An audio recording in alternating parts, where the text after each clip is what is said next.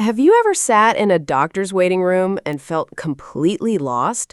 Like you don't know what to say, you don't know how to explain what's wrong, and you're just sitting there hoping the doctor magically understands you? Oh, that is such a real feeling. I have been there. I actually once went to a clinic and all I could say was, my stomach, not good. That was it. That was my whole sentence. My stomach, not good. Oh, Leo, I love that. I know. But seriously, it worked. Kind of. The doctor gave me some medicine, but I had no idea what she said after that. I just nodded and left. Okay, so today we are going to fix that. By the end of this episode, you'll know exactly what to say at a doctor's appointment in English. And not just the words, but how to say them, how to sound natural, how to actually explain what's wrong. Yes, and this is useful for everyone, whether you go to the doctor a lot or just once in a while. You never know when you might need this. Exactly. So let's get into it.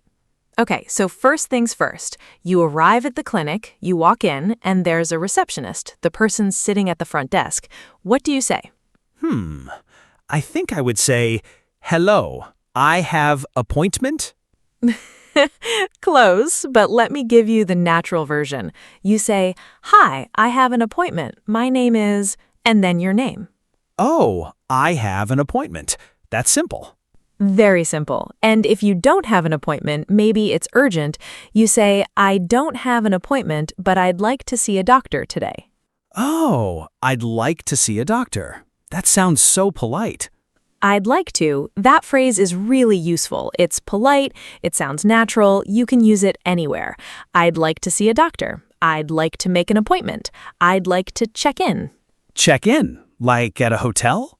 Exactly the same idea. When you arrive somewhere and you tell them you're there, that's checking in. So at the clinic, you can say, hi, I'm here to check in. I have an appointment at 10 o'clock. Oh, that's good. I'm here to check in. I like that. And the receptionist will probably ask for your name, your date of birth, sometimes your insurance card. Just have your ID ready and you'll be fine. What if I don't understand something they say? Great question. You say, sorry, could you repeat that? Or, sorry, I didn't catch that. Could you say it again, please? I didn't catch that. Oh, catch, like catching a ball, but with words? Exactly. In English, catch means understand or hear. I didn't catch that means I didn't hear or understand what you said. That's such a cool phrase. I didn't catch that. It's very natural, very polite.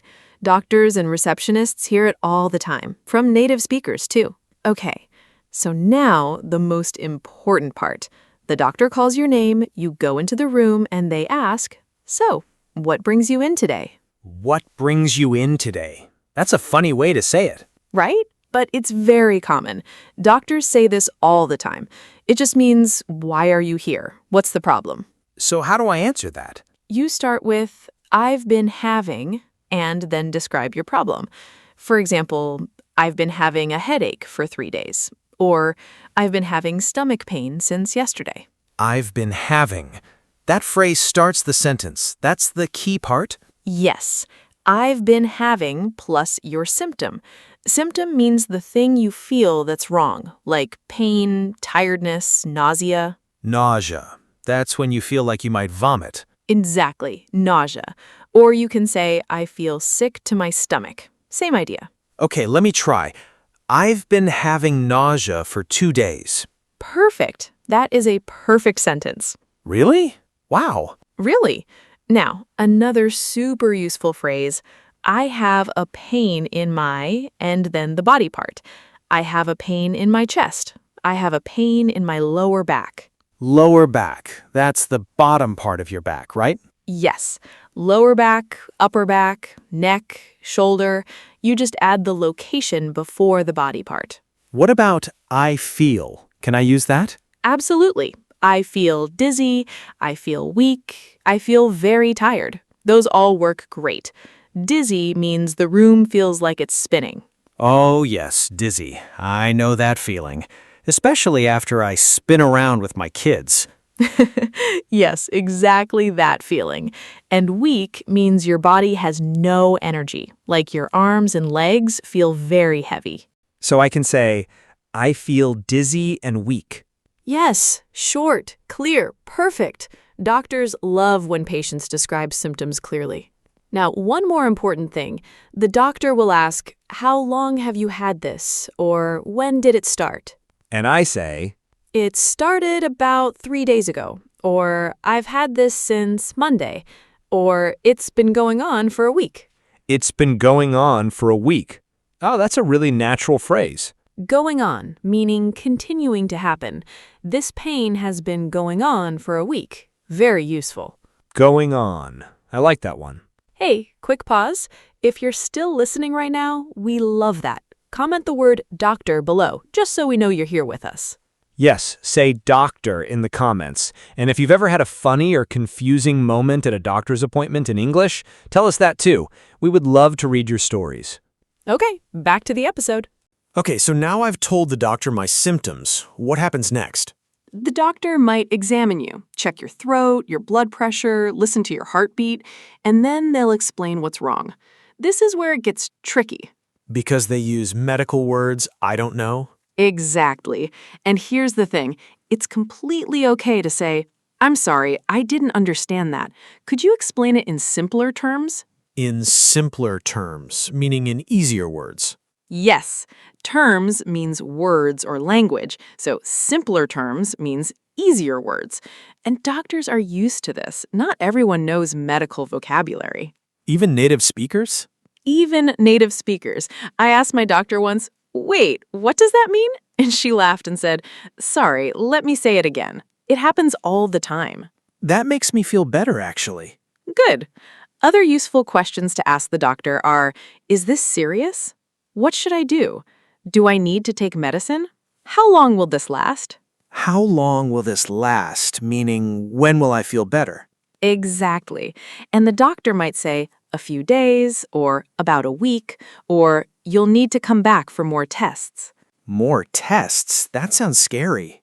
Tests at the doctor, like blood tests, x-rays, MRIs, they're checking what's going on inside your body. Don't worry, it usually sounds scarier than it is. Blood test, x-ray, MRI. Okay.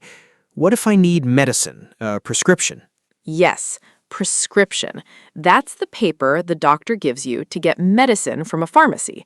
A pharmacy, or some people say chemist in British English, that's the shop where you buy a medicine. Pharmacy. Got it. And what do I say there? At the pharmacy, you hand them the prescription and say, "I'd like to fill this prescription, please," or simply, "I have a prescription." Fill a prescription. That's interesting. Why fill? Great question. Fill here means to complete or to prepare.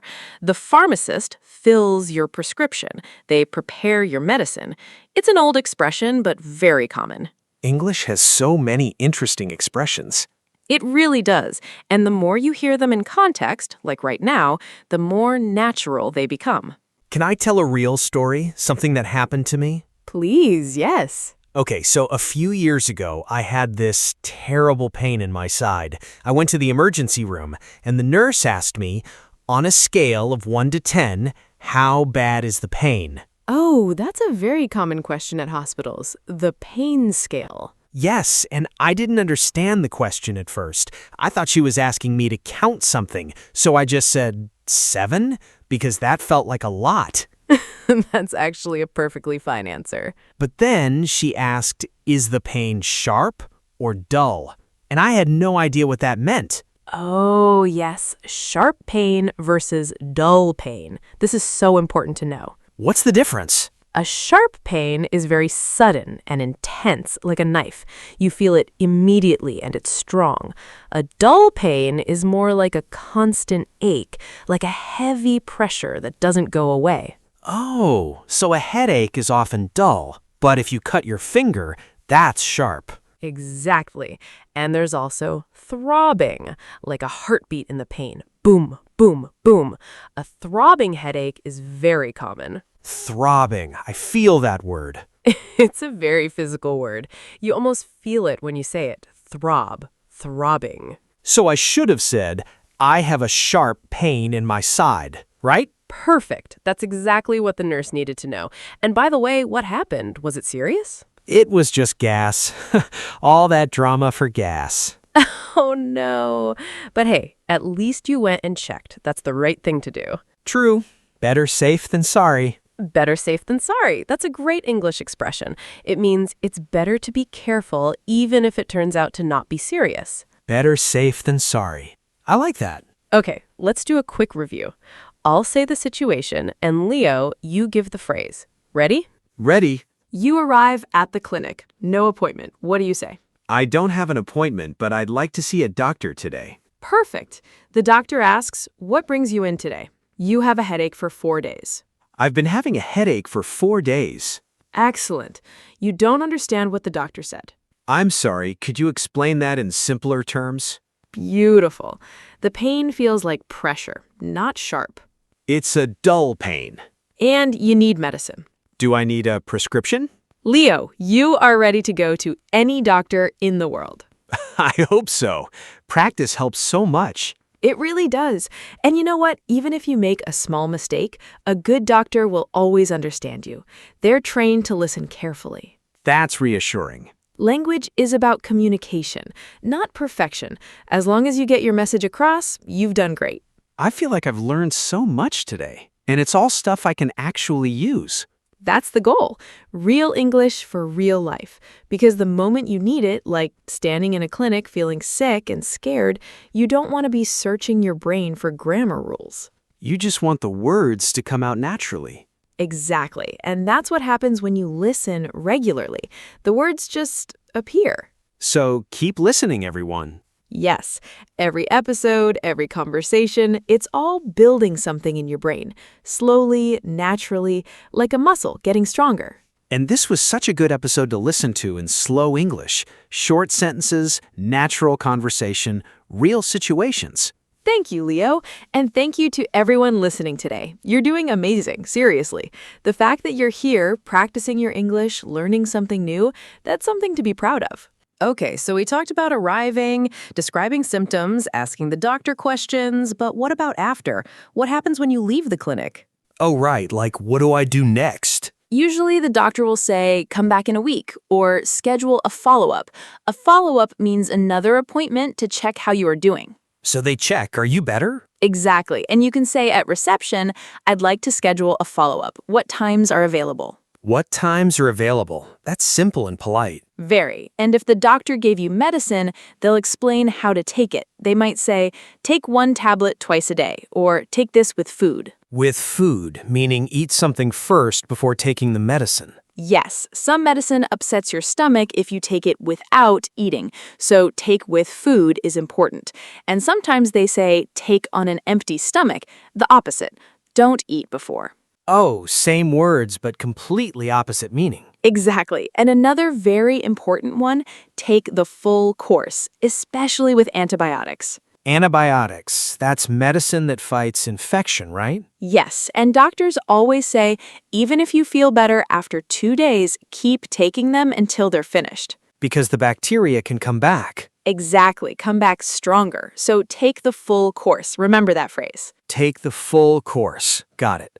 What if I need to call the clinic later, like if I feel worse? You call and say, I was seen by Dr. Smith yesterday and I'm not feeling better. I'd like to speak with someone. I was seen by. That sounds very natural and professional. It is. It's a very common way to explain you already had an appointment. And emergency, like I feel really bad suddenly. Then call the emergency number, 911 in the US, 999 in the UK, 112 in Europe. Say clearly, I need an ambulance, I'm having chest pain, or I'm having trouble breathing. Short, clear, stay calm. I'm having trouble breathing. Scary to imagine, but really good to know. Stay calm, give your address clearly, and the operator will help you. The operator is the person who answers the emergency call. Okay, I feel so much more prepared now. All right, quick review before we close.